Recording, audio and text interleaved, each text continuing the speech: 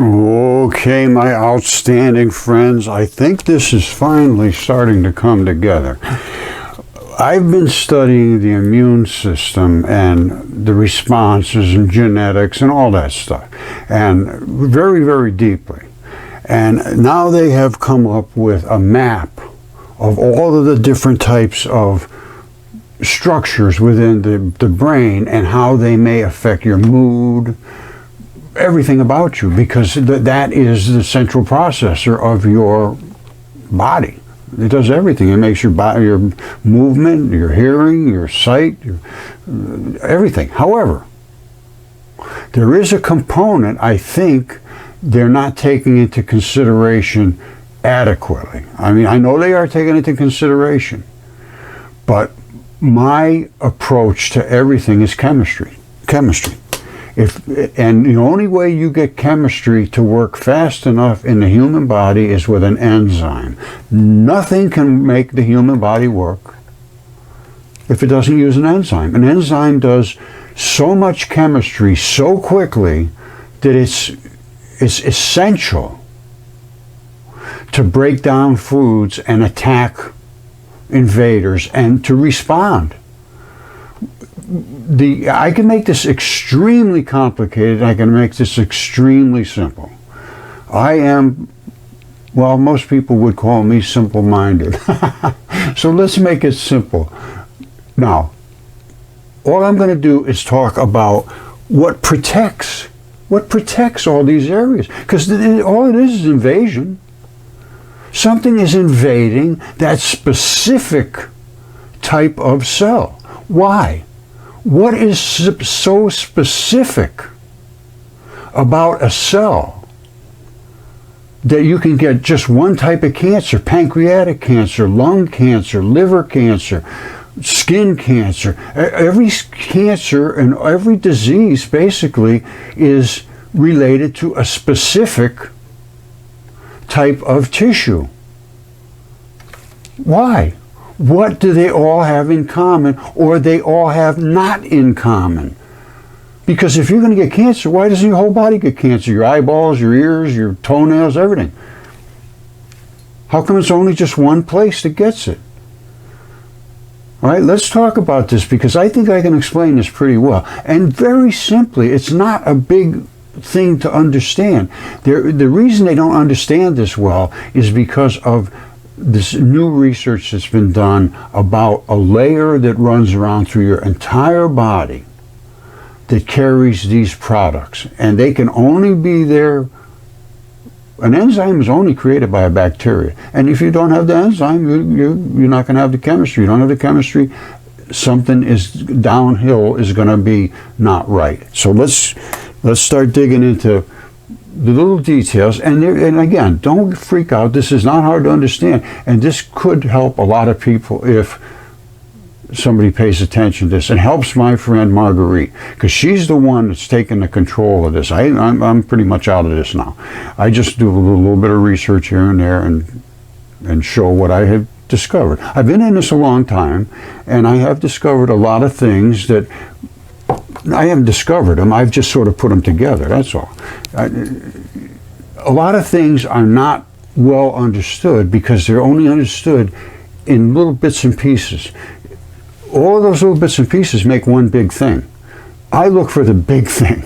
All right, so let's go see if we can find the big thing. All right, before we start, I didn't learn this from somebody. I had to discover this on my own because of my research in mud fossils, which are perfectly preserved. Actually, Yale calls them exceptionally preserved, soft-bodied creatures. And in order to understand how all of these things turned into mud fossils, I had to understand the process of basically life, of what's called nucleophilic substitution. And the only way that works, the absolute only way that you can survive and thrive is to have enzymes within you to break down the products and to attack the invaders. I've said this a million times. Now, if you see all these different colors here, all of those different colors represent different types of chemistry. And the different types of chemistry are all protected with a membrane. Every single thing in you, every single thing, even blood cells, have a membrane. Now, membranes are going to be specific to a certain type of chemistry. If this is a blue guy here, and it's the same blue guy over here, and the same blue guy here, and the same blue guy, they are going to be protected by the exact, identical same membrane, because that's the chemistry that houses that particular type of cell. And it has to be that chemistry, or that cell will get invaded if it doesn't have the right chemistry to surround it. That's your immune system. Membranes are your immune system. And they did not realize this until just, and I don't think even they realize it now, but just recently they came up and with the interstitium, which is a layer that runs through the entire body and carries fluids with it, which hold these bacteria and enzymes. Those are the things, they got to flow all around your body. That's why you take a couple pills and a few minutes later you feel the effect of it. It goes through this membrane, it goes both ways in the gut. A lot of membranes, well, every membrane has to go both ways, because you got to take stuff in, you got to give stuff out. So a membrane has to go both ways. But all of that is extremely elegant chemistry, and it's only done by enzymes. It's got to be done instantly. Boom, boom, boom. It's called click chemistry. They bang up against each other, and these huge, gigantic enzymes, they click, and a zillion things happen at once. I mean, a zillion. It takes years, literally years, to do what one enzyme does in less than 1 second to millions of other molecules. Only one enzyme can change millions of other chemicals in less than a second, and that would take years and years and years in nature. It would happen, but it would take years. They're catalysts. They speed up a reaction. All it does is speed it up. The reaction is the same. Without the enzyme, it's just too slow. It never work. You'd be, you wouldn't even work. You'd just die, because nothing would happen in your body. And these enzymes are created by bacteria. If you have too much of the bacteria, you may have too much of the enzyme. And enzymes can be good and bad. Enzymes do a whole bunch of things, but they also attack your tissues. But one of them should say, you only attack dead tissue. You only attack dying, necrotic tissue. It's just on its way out. Get it out of here. Take it out and dump it over to the lymph nodes. And then the lymph nodes have another bacteria in there. It says, oh, they just brought in a bunch of dead stuff. All right, no problem. We got to go get the guy with the enzymes to kill the dead stuff. And it comes over, and then they turn into just little bits and pieces of who knows what, and out they go through the excretory system. That is how your body works. And if your membranes aren't right, I don't care what you do, you're going to be sick. Now, I'm talking about membranes, bacteria, nucleophilic substitution, that sort of stuff. I'm talking about the interplay at the membrane level. They're talking about genetics, and I understand the genetics too. I went to Johns Hopkins for genomics, and genetics is very, very simple. All it is there's a whole strand of little molecules, and they turn into a program code. And if that program code isn't right, something's going to go wrong in your development. Yes, I agree with that 100%. The genetics have to be correct. But I believe a lot of the genetics are correct. It's just they're not switched on and off, and that's called methylation. Now here's what the researchers at the University of California in San Diego are doing. They're having a major collaborative effort. They mapped the gene switches into different brain cell types. Now, brain cell types are going to have different types of membranes. There's where I go. So they went to the different brain cell types by analyzing over 1 million human brain cells.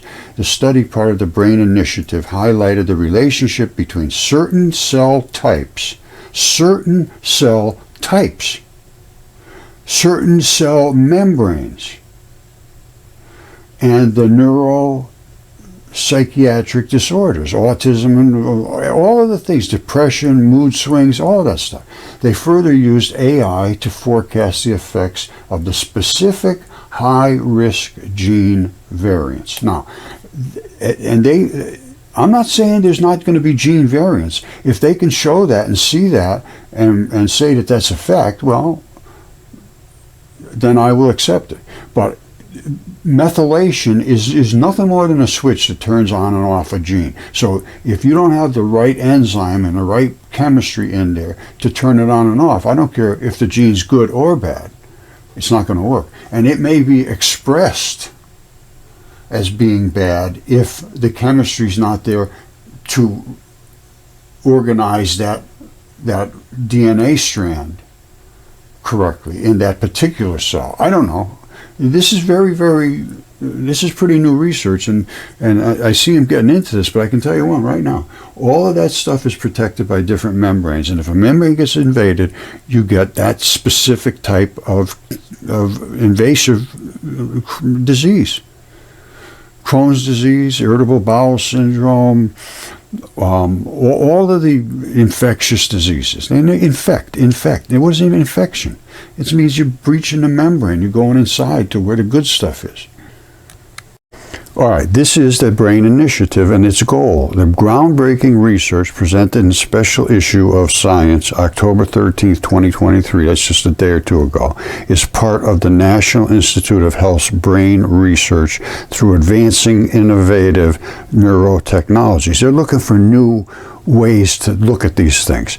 The human brain isn't homogeneous. It's not just one big ball and everything works. It's more like a mosaic of different cell types. This is the key. Every different cell type has a different type of membrane.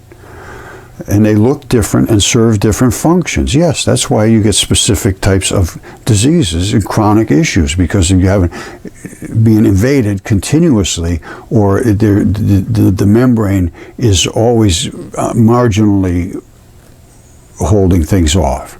And sometimes you get better, sometimes you get worse. All right. Every cell in the human brain contains the same DNA sequence. I'm going to show you what that is in a second. But different cell types use different genes in that sequence and in different amounts. Now, I don't know about amounts, but in different ways. So they're using the same bits and pieces that are in this big long string of DNA, which is nothing more than a program code. And people, when they talk about a double helix, this is exactly identical to what a double helix is. It's two strands, and then they twist, just like this. And they are, literally, this is exactly what DNA is. That's exactly it right there. They're magnetic attachments in between the two strands. And they make a little bridge across. And then a chunk of it, like this much here, controls the way you hear things. And if instead of a red one there, you had a green one, then now you got trouble. Those are called the amino acids. They're the different, there's 20, I believe, amino acids that make up the DNA strain, and how they attach to each other determines if you have correct DNA or not. If your genetic sequence is wrong, it means one of those little color balls is in the wrong place.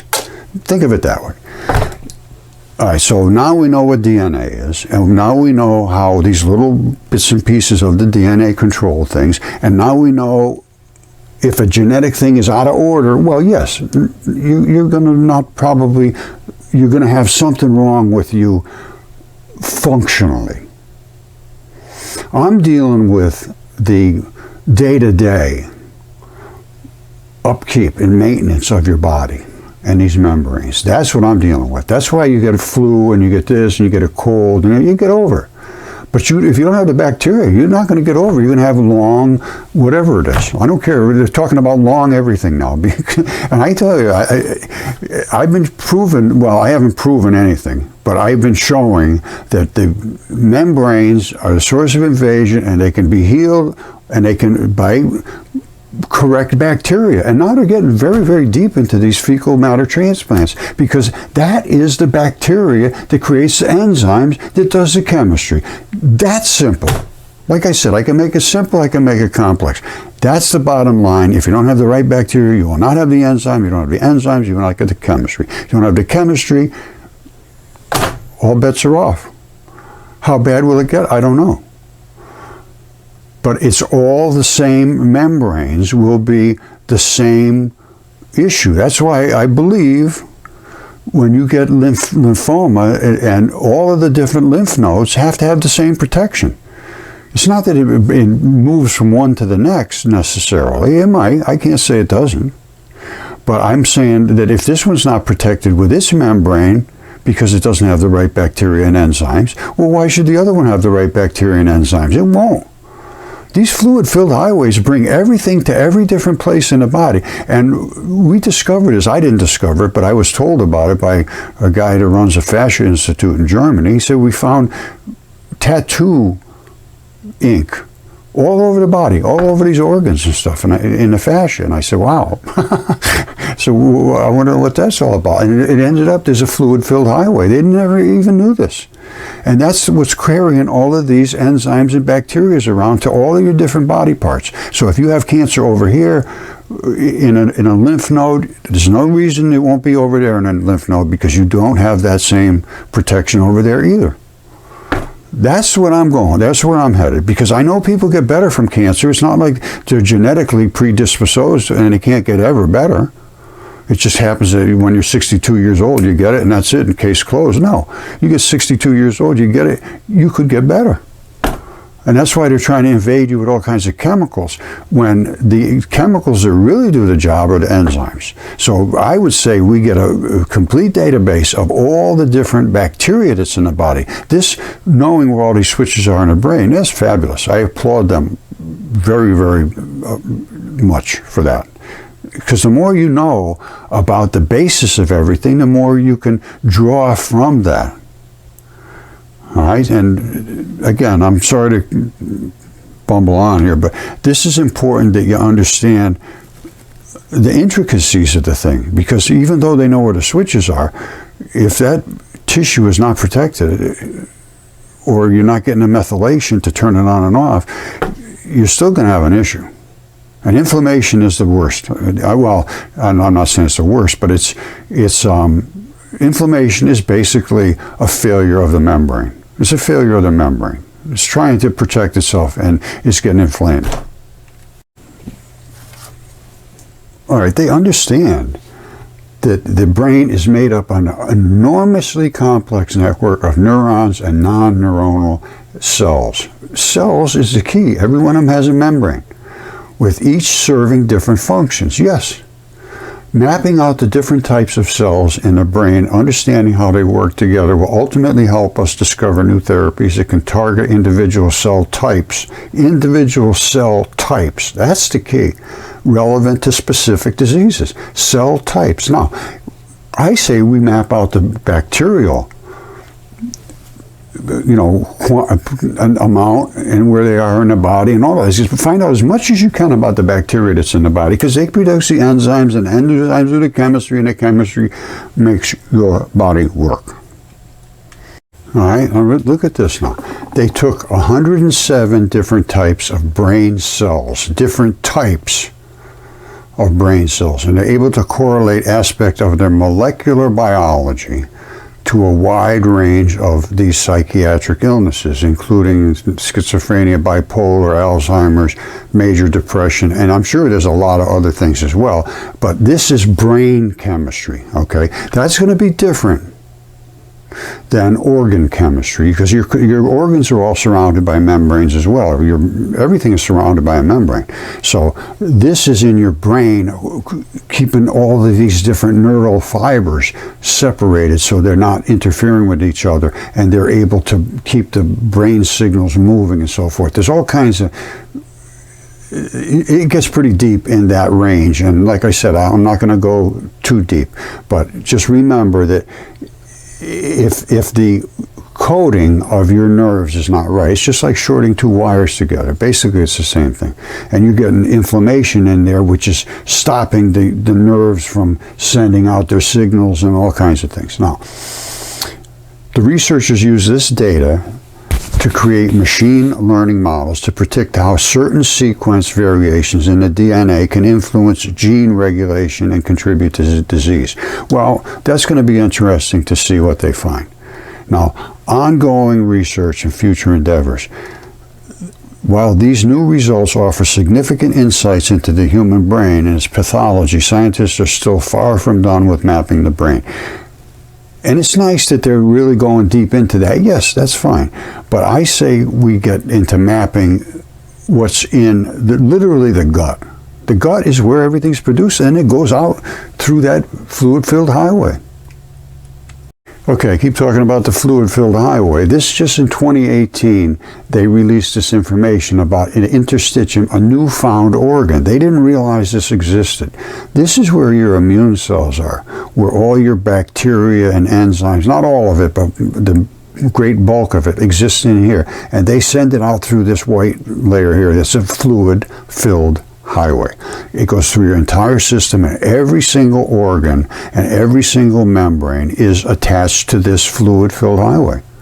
And once you have an enzyme emitted or a bacteria, it knows how to get to where it's going. It's just like GPS, and it goes there to wherever you're trying to get invaded. Or if you just ate a carrot and it says, I need some kind of guy down here to break down a carrot, boom, carrot's done.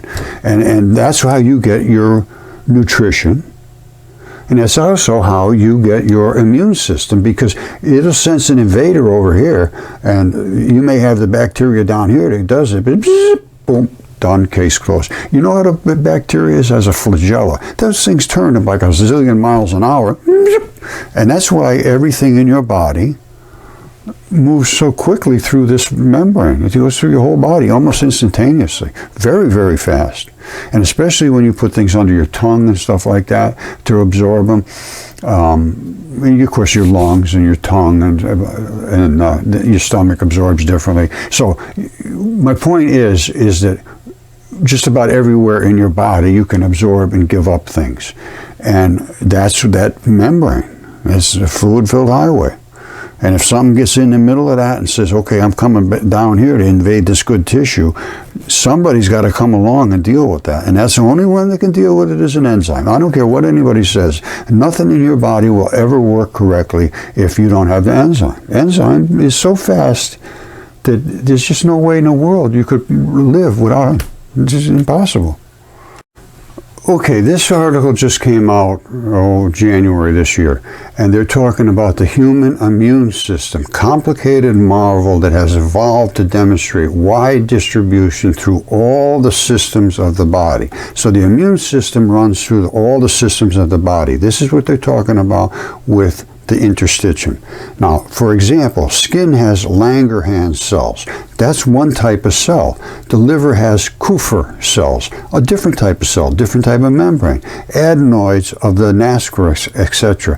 One such improvisation of the immune system is the MALT, mucosa-associated lymphoid tissue. That is really the fluid-filled highway. They just renamed it. The MALT of the gut is the gut-associated lymphoid tissue. This article is about the Peyer's patches, and this is something that you only have you don't only have them, but they maximum, the number is a maximum around 15 to 25 years of age, and after that they decrease. Now, I always thought they were good, but now they have a double-edged sword. Now, these are these Peyer patches, and like I say, they go between age of 15 and 25, and then they decrease. Now, I always thought the decrease meant it's because you're getting older, but I don't know. And this is the way everything feeds into these, and apparently it's either getting something from these or pushing something into those. I don't know for sure, but all of this is a network. See, this is not just accidental. There's a highway that feeds all of this. The same thing with your blood supply. See, I don't know if they understand these Peyer patches or not. They say that Peyer patches are culprits in development of idiopathic intussuscession, whatever that is. But then you get down here and it says that Peyer's patches keep the intestinal flora, that's the bacteria, at appropriate levels and the pathogens, which are the invaders, at bay, thereby preventing a large number of infections. That's what I always thought they did. And I've only really been looking into them for the last few years, so I don't have a big history of this. But as a part of the pathogenesis of food allergies, these are where they're very thin. The Peyer patches and vascular lamina propria allow the circulation of inflammatory cells to the immune structures. Now, apparently there's a very thin layer there. Well, in salmonella infection, intestinal necrosis occurs at the level of the Peyer patches, thereby causing perforation. Perforation means you're just making holes in it, in the distal ileum, which is the bowel wall. Most commonly occurs during the 3rd week of the illness. Peyer patches are also culprit in that other thing I talked about, the idiopathic interstitium. So I don't know if they're good or bad, but what they have to do is associate these kind of conditions with a bacterial situation. If we could just discover all the stuff that's in your feces, basically, all of the bacteria, we would know pretty much whether you're healthy or not. That's my take on it. If all that bacteria is present in some form or another, and we should be able to get a profile of a healthy person, of all the healthy people, and whenever they have any diseases, we look to see what changed in that profile. This is supposed to be in this layer here, whatever that kind of bacteria is, and all of a sudden it's up here, or all of a sudden it's down here. There you got an issue. And what caused it? Well, who knows? But we're going to be able to figure that out with a database. And that's what Marguerite's trying to work on. But she's going to need help. Somebody's going to have to step up for this. And it's for the kids. You know, I don't want anything from this, and I don't think she does either. But she had a autistic son, and he's turned around quite a bit from her work trying to get his digestive system working correctly. Once that started working better, he started getting better. He became speaking autistic. You know, before he was never spoke a word, and they were going to put him in a locked ward because there was nothing they could do with him. Once the brain cells get so restricted that you can't make the movements you want, you can't express the thoughts you want. And I'm going to tell you something. She told me that she went to the zoo with him after he basically recovered to a degree where he was speaking and everything was fine, and he was interacting, and he's doing pretty well, is what my understanding. Now, she took him to the zoo, which she had taken him to a long time before when he was nonverbal. And he was just all over the place. And he said to her, he said, "Do you remember the last time you took me here? The lion was, I don't know, in a different cage or something." And she said, "What? You remember that?" And he said, "Oh, yeah, he remembered all that stuff." And he just couldn't, I don't know how much he remembered, but that flipped me out. Because, you look and you think they're just not being able to interact, and they're not picking up on anything that's going on, and it could be just the opposite. They could be seeing everything, and they can't, and they just can't get it to express themselves, and that would lead to extreme frustration, and I would imagine violent fits and everything else. Everything had to be taken differently now with this understanding of how the immune system works. It's from bacteria and enzymes, right? I mean, I'm beating this thing to death, but I'm telling you what, it's tough to get people to pay attention. And, everybody's in the same boat. We all have biology going on in us, and if it's not good, it's not going to be good, right? And again, these fecal matter transplants appear to be effective in a whole host of ways, in all kinds of diseases that were almost untreatable before. So, but if you have a disease and you're at a certain point in that disease, you're not going to recover. you have to get this stuff when it's early enough so that you don't have all kind of damage. Once you get all the damage, you might be able to repair it, but you're never going to be the way you were if you had not been invaded. Think about it that way. Okay, I don't know if I mentioned it. The reason I got started in this was to understand how the human body worked and all of the different organs and their structure and everything, because I was finding mud fossils that, I eventually had them DNA tested and CAT scan and everything else, and people started sending me things. Somebody sent me this, and I can't figure out who it was, but this is a petrified brain. This is a brain. That's the stalk coming up, and all of these little fibers are fibers to the brain cells. Now I'm going to show you inside this brain. And again, this was, I don't know who sent it to me, but this is when you look up inside. You see all these little fibers? All of those little tiny fibers are nerve fibers. And those fibers have to be separated from those other fibers. And this is exactly what it looks like up inside of a brain. That's the brain right here, coming straight up the neck. Now, this also is real. This jaw comes right off of here. This was laying on its face right this way. That's why the lip is bent backwards and the nose is crushed up. The part of the brain right here would have been laying down this way. That's why this is moved forward a little bit. But all of these, you see this? There's no difference whatsoever. It's identical. You see it coming back here? It's the same thing. Everywhere, it's exactly the same fibers. Nobody carved this. This was siliconized. And I have a silicon heart here somewhere. This is a heart. All right, that's the aorta, and this is all the plumbing up in the top, and that's the ventricle wall, and they turn into silicon completely in certain conditions. Like this one. This is exceptional. I mean, way exceptional. And the jaw comes right off. It's what they call articulated jaw. And this is identical. Now, think about this. Every one of those fibers has to be separated, and that means the membrane has to be perfectly intact and housing the bacteria. Or I imagine the bacteria is up there, but it may not be. It may only be sending enzymes up there to do that, to whatever it has to do. But there is chemistry up here, which is the insulation around all of these little fibers. Every one of them has insulation around it, every single one of them. They're all insulated with a membrane.